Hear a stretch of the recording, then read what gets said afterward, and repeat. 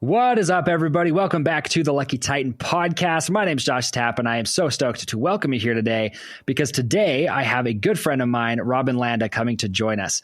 So Robin was named one of the greatest teachers of our time by the Carnegie Foundation, and this was such an amazing thing to have her reach out to me to come and join us on the show because Robin is just such a voice for creativity. Now, when I say creativity, we don't mean we're going to deep dive into like how to be an artist, but truthfully, we're going to dive into a formula that you can use to help extrapolate ideas in way better format than brainstorming, quote unquote. It's such a serious format that's going to help you change the way that you implement creativity in your company, in your brand, and in your life. So before we hop into our interview today, I want to thank our sponsor, Repurpose House, for bringing us this episode. So these guys are such a fantastic company. They've actually worked with people like Tony Robbins, Dean Graziosi, yours truly, to actually repurpose our content. So what they do is they take one episode of our content, of like my podcast, for example, then they chop it up into multiple pieces of high value content that resonate with other people and drive them to come back and consume our long form content like our podcasts, blogs, TED Talks, so on and so forth. So they are a fantastic company. Make sure you go check them out and skip the line by going to repurposehouse.com/Titan.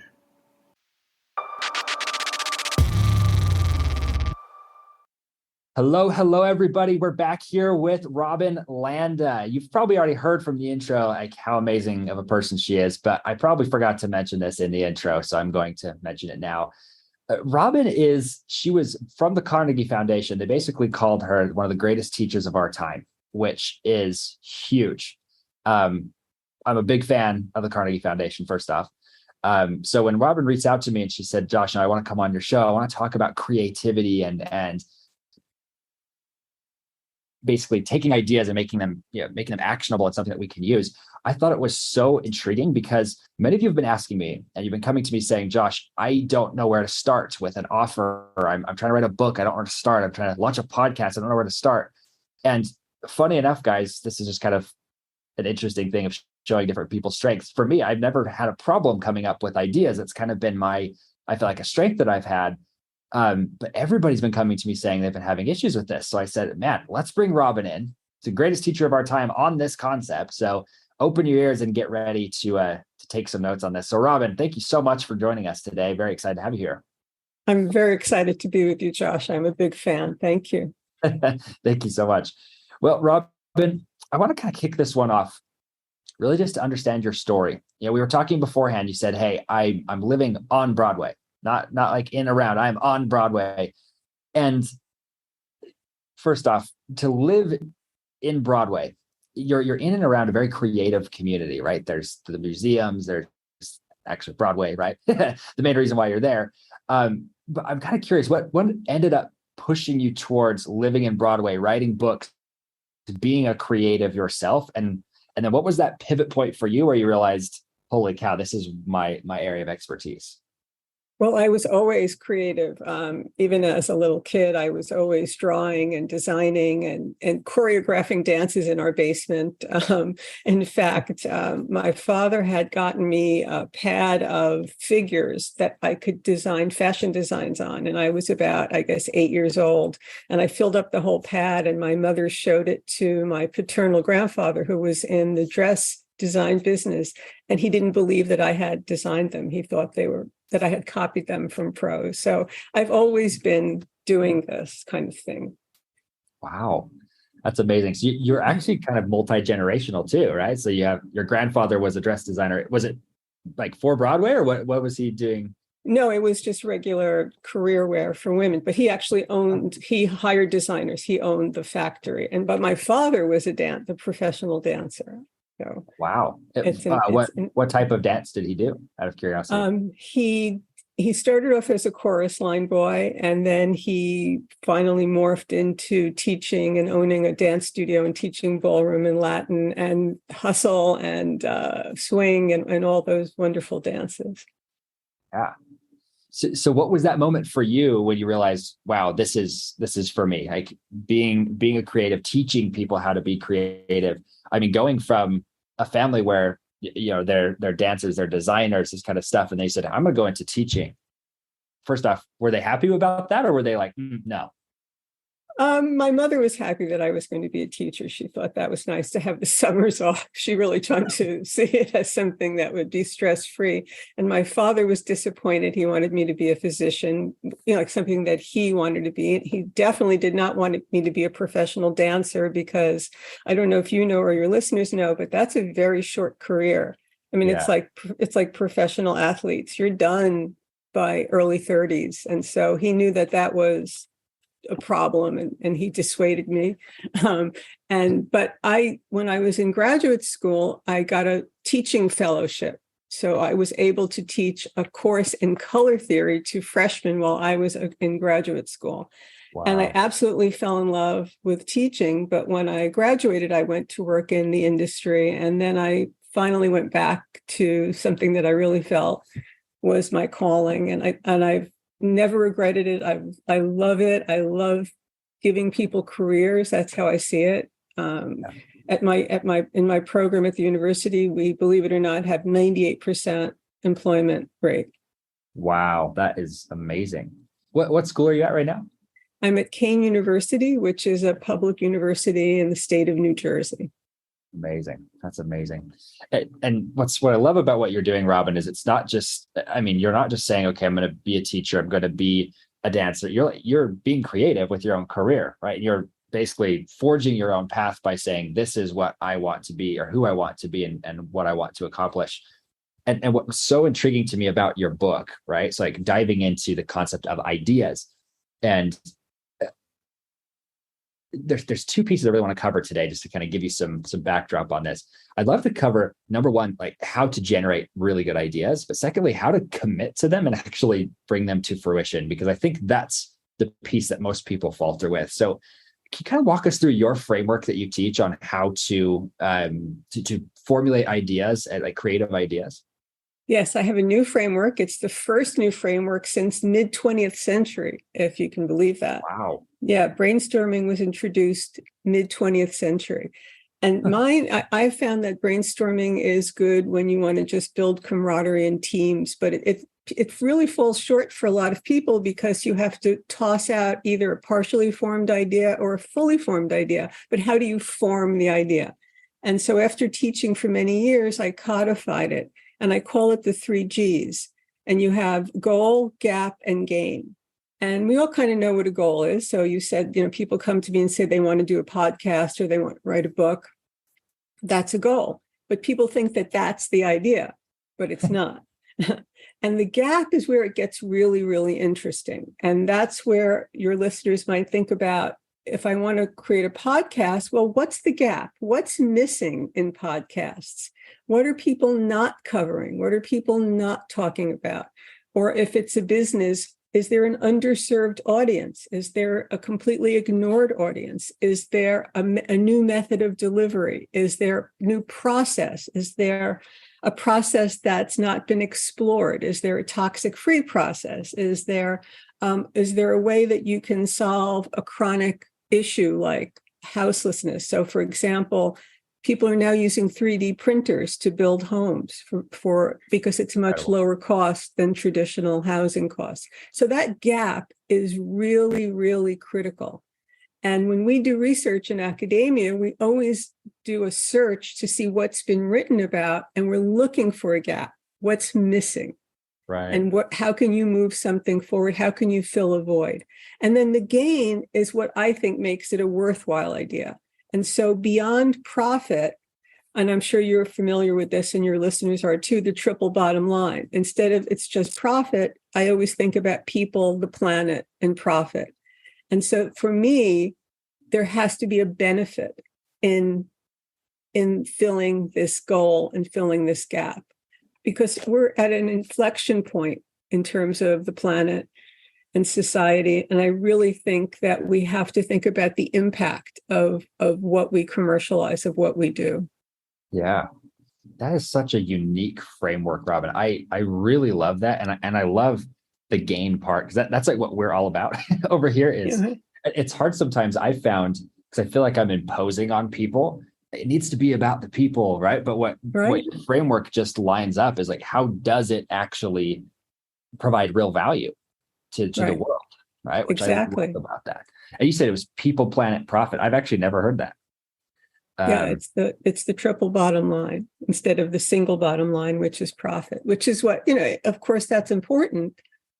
But if you don't think about the impact on the planet and on individuals, whether it's a community or individuals or a society, to me, it's not worthwhile. Yeah, that's so interesting. So it's goal, gap, gain. For those of you who are my note takers listening to this, goal, gap, gain. And it's so funny. So you talk about the goal and you say, okay, it's a podcast, it's a book or what have you. You know what I found is the gap is where the fear comes in. Like that's where like, hey, I want the goal. This is what I want to accomplish. And I want to get there. And then they go, wow, that's a lot of work to get there. So all those questions you brought in there, like, is it underserved or anything? How do you help people? I hate to use the term brainstorm because you're creating a whole different framework, but how do you help them come to a conclusion on what's the gap they can fill? Like you have to do some research, right? You have to do some research. So let's go back to podcasting. If you're going to create a podcast, you don't just say, well, I want to talk about X, Y, Z. You go look and see what exists. That's pretty easy, right? So if that's your first level of research. One good tip for your audience that's free research is to go onto Twitter or Instagram and hashtag a topic and see what people are saying. So, for example, I'm sure you're familiar with the Dove Real Beauty campaign, where they stopped using professional models and started using, I'll put it in scare quotes, real women. They found that out by going on to Twitter. And they realized that women were trash talking themselves, that women didn't believe they were beautiful. And by listening to what women were saying, they realized that they wanted to change the conversation, do something good for society besides sell more soap. And that's how they came up with the Real Beauty campaign. Yeah, that's interesting. I didn't know that. It's funny. I think, so in our industry, right? I'm an entrepreneur. And I'm actually a fifth generation entrepreneur. And so a lot of people look at me and they go, okay, well, you've just been raised to be an entrepreneur. So they assume that I'm anti-schooling, but I did my graduate program. I did my MBA. And I think the number one skill that's just not taught in the entrepreneurial community yet is how to research and how to enjoy it. Well, we think it's this big, difficult process, but what you're talking about is go onto social media, look up a hashtag, and that'll get you started, and the value of that research. That's a really cool point. And also just going in, if let's say you're thinking about a product, right, a consumer packaged good, go into supermarkets, watch people, do interventions at a supermarket, interceptions, talk to people. I mean, there's a lot of free research that you can do, but diving in without research is foolhardy, I think. Yeah, I agree completely. Yeah, it's funny. So my father, being an entrepreneur as well, he had multiple different companies, but about a year ago, he came to me and he said, Josh, do you guys over there in New York, do you have those soda shacks? Do you have them over there? It's basically like an icy shack, but they like sell soda and it's like flavored soda. I don't think it's moved its way to the East Coast yet, but there is literally one on almost every street corner in Idaho, Utah, this whole like Northwest area. And he's like, I want one of these. And one of my buddies owns one. He makes $400,000 a year from this dinky little shack. Crazy, right? Profit, not revenue. Wow.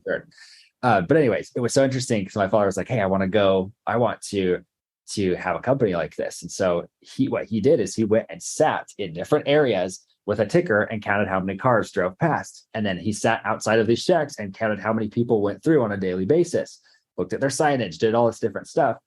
And I remember going, wow, I've never done that amount of research for my own company. I've started being way more proactive with that with my own company, of attending the events, doing these other things. So I'm actively understanding the data and what's happening from a trend perspective. Even it helps me structure ideas. So it's just funny. I'm like living your framework in an unorganized way, I guess. I'm like, I can be a testament for you on this. I think your framework's brilliant. So in essence, we're saying you've got a goal, you're doing your research, and then here comes the hardest step. Like, how do they put purpose behind it and actually make it come to reality? Right. So coming to reality again is so many different things. I'll give you an example that your listeners, I'm sure, know about, which is Squid Games. So Huang was a playwright and a screenwriter, but his family was going through financial difficulties in 2009 when the whole bust hit Korea. And so he was sitting in cafes and reading survival comics, and he did want to write a movie. And he started to think about how desperate people could be to get money. And after reading survival comics and thinking about what he and his family were going through, and he came up with the notion of Squid Games, and it really filled a gap in revealing how difficult capitalism can be for some people. And so he had a goal to write a television series, or actually he started out by thinking about a film. And the game is obvious, Netflix, it was number one on Netflix for forever. And it's a huge hit. And it really tipped Korean TV into America. Yeah. Which is so unique because this is my curiosity. Do you think that he did that with an end goal of knowing I could bring Korean TV over to the US, or do you think it just kind of happened? Yeah, I think his goal was to hit number one at some point, but I think he was really trying to reveal something. If you read what he says about capitalism and about his own experience for desperation for money. And he had made a few films, but he was really having trouble getting capital to people to produce what he was writing until he did this and went to Netflix. And boy, did Netflix make out. Yeah, they did. They're very happy about him, I'm sure. Yes. Yes. Yeah, that's so intriguing. You're bringing up ideas for me that I haven't thought about, so I appreciate it. So let's talk people, planet, and profit. Where within there, how do I put this? I think everybody kind of innately has this desire to change the world, but they don't know how to put a name to it of like how they want to change the world. How would you recommend people determine that for themselves of in what way do I want to change the world? That's such an insightful question. I love that. Thank you for asking me that. Well, one thing that's really easy to do is to go on to the UN website and look at their 17 sustainable goals. And they really list out, things that could be obvious, like clean water for all, jobs for all, health benefits for all, things like that. And where do your expertise fit in there that could actually help solve chronic issues? Or is there a way to approach a problem that no one else is looking at? So, for example, most vaccines and medicines are delivered with particular base, but several scientists were looking at another way to deliver medicine, meaning how you actually give it to us. Yeah. And they were going against the star chamber. They were going against what everybody thought was okay, but they persisted. And had they not persisted, we wouldn't have had COVID vaccine because of these people who were thinking in a different way, a different delivery system of medicine. So what are issues that we're facing? And those 17 sustainable goals are a really great place to start. Or to think about, so for example, 3D housing, printed, imagine printing a home with a 3D printer. Yeah, unbelievable. It's so much cheaper than regular construction costs. It addresses people who can't afford a home in a regular fashion. It addresses people who are houseless. It's just brilliant. But, you think about different ways of doing things, different systems, different processes. Is there a toxic-free process? Is there more a green energy process, a more sustainable process? Yeah.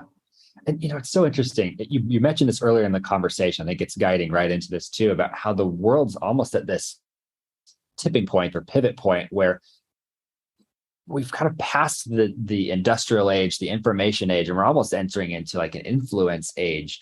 Because you look at I'm a big fan of Elon Musk. A lot of people hate him. I don't know your opinion on him, but I really appreciate the way that he approaches changing the world, because his whole thing was with electric vehicles. He said, "Hey, I'm not going to hide anything we do. In fact, his patents are completely open source. If you want to build your own Tesla, you can literally go look up his patents, build a Tesla yourself, and try and go sell it, right?" And he's not going to sue you, because he even says, I heard him on an interview a while back. He said, worst case scenario, somebody comes in and beats us out, provides a better vehicle, and I say, great, let them beat us, right? Because he said, we have literally introduced something they've been trying to introduce for 50 years, but we're the ones who did it. And I thought it was so unique, because he said, let me solve that problem. Now he's solving the rocket problem, right? He's solving all these different problems because he looked at it and it was creative. And people will, I think everybody gives it a lot of different attributes of, well, he's really smart at management, he's really smart at all these things. And the answer is yes, but I think it's that creativity, like you're talking about, of saying, how do I actually impact the human race as a whole? That's just brilliant. And we don't always do it alone. I mean, you have teams. If you watch the credits of a really terrific any television program, there are a lot of names that come up. Right. It's not a solo effort. And so, you don't always have to go it alone. I'll give you an example. There was a couple of things that I wanted to commercialize, but I felt like I didn't know enough about doing that kind of business. And this is a long time ago. I should have found partners. Yeah. I should have teamed with people who would know that end of the business. Just like in ad agencies, you have the business people and you have the creative people, but I didn't know enough at that time and I missed opportunities. Yeah. Yeah, that's so interesting. There's a philosophy I prescribe to. I don't even know who came up with this, but they call it the hipster, the hacker, the hustler, the three partners you need in a company. And the hipster's the creative, right? That's somebody be very creative. They're the one that people rally to because they like them. You've got the hacker, who's the person who can actually perform the task, right? Like you're saying, like run the ads, do the part that really nobody likes to do. And then you have the hustler, who's the salesperson who can go out and make it rain, right? Exactly. When I launched this company, I actually employed that strategy, and it has been absolutely invaluable, because it allows us to, like you're saying, like having partners makes a world of difference, because you're not going on at it alone. And funny enough, Robin, this kind of dovetails into one of the other conversations we were having before this interview, but about entering careers and saying, how can I be creative about the way I enter a career? And I'm kind of curious your take on this, because one of my two partners is he's my brother, and we've been in business for 10 years, multiple different companies together, love working with him. We've never had a fight. Amazing business partnership. But his approach to things is, he's like, Josh is the ambitious visionary, right? But he's like, I want to be an entrepreneur, but I don't want to have to be the dancing monkey. So he said he has a whole podcast called Second in Command, where he's like, how can you be an entrepreneur without having to be the number one? How can you be the second? And I thought that was so creative of him, because he knows, hey, I can bring my skills to the table to be successful, be an entrepreneur, without having to be the idea creator. And so I'm kind of curious your take on this, Robin, as far as launching a new career and being creative with the way that you want to approach this industry.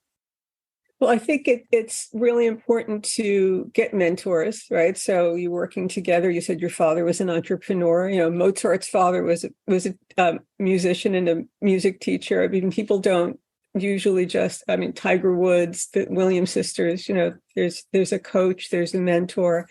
The one thing people don't think about is getting a sponsor.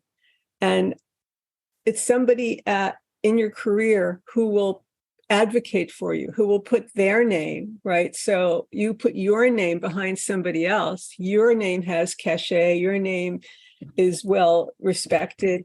If you say, well, this person is really terrific, you're giving them your power. And so a lot of people understand what a mentor is, but a lot of people don't realize how important a sponsor is to get ahead. Right. I agree with that completely. Yeah, it's funny. So my father was very successful from a learning perspective, but he was not very good at taking action on the ideas. And I saw that actually bleed over to me, because he taught me how to research, how to get excited, how to be a visionary. but I had to find mentors who are really good at helping me implement. And Right. I've seen that it takes so many different mentors. And I love the concept of a sponsor because that's somebody who can take you through that whole process. And by sponsor, you're not meaning somebody who like financially paves the way, right? You're meaning somebody who's advocating for you. Yes, exactly. Yes. So when it comes to that boardroom and you're talking about candidates for promotion, there's a person in that boardroom who says, Josh is fantastic. He deserves a promotion. I mean, this is a person putting their power to use for you. And people don't realize that happens. And I've sat on promotion committees at the university. And if somebody doesn't have an advocate in that room, good luck. Right. Yeah. Merit doesn't always stand out in the way that it should. Yeah. And I feel like it's like a whole other conversation. We could go down this rabbit hole, but I love it. And I think this would be my counsel to anybody going out there is like, I think being a creative young person right now, maybe you're going to college or decide you don't want to go to college. Instead of just trying to follow a career path, go and look for somebody who you can be that number two. You can be one of the three, the hipster, the hacker, the hustler, right? And be that creative, because that's such a unique way to go about it. And you can make way more money, you make way more impact, and you don't have to quote unquote climb the corporate ladder. You can jump to the top. And I think that's great. There's a lot of actually platforms out there now. I wish I knew the names of them off the top of my head, but they have founder like dating programs where it's like speed dating to find founders. And they're basically finding they're putting people together who want to be, the hipster, the hacker, the hustler, and helping matchmake them. It's so interesting. Anyways, just a lot of places that you can go look for these different things. Do what Robin said. Go look up a hashtag on. I'm sure you can find something on it. So everybody, I want to give a shout out for Robin's book. It's called the New Art of Ideas. So go check it out on Amazon, and also go check out her website. And it's just her name, Robin Landa, which is LANDA.com. Make sure you guys go check that out. Go support Robin. I am going to go buy this book myself because I think it's going to be an incredible book. I really wish I'd been able to read it before this interview. But I'm excited to deep dive it. Thank you, Robin. Maybe I'll have you back on and we'll share ideas from the book. So everybody, make sure you go check that out. And then Robin, before we wrap this up, do you mind sharing with us, you've shared one really solid framework for how to generate ideas. Do you mind sharing with us one small action step that everybody can take today to actually go implement on an idea? I think what if is a great question to ask. What if we could clone ourselves? What if we could be invisible? What if we could have a robotic arm that could extend further than us? A lot of science fiction writers use the what if question. So if you read Neil Gaiman's blog, the great science fiction writer, he says that that's how he gets ideas, by asking a what if question. And I should tell your listeners that if they're having difficulty coming up with an idea, it's not them, it's the system that they're using, because the existing systems are actually very difficult to use.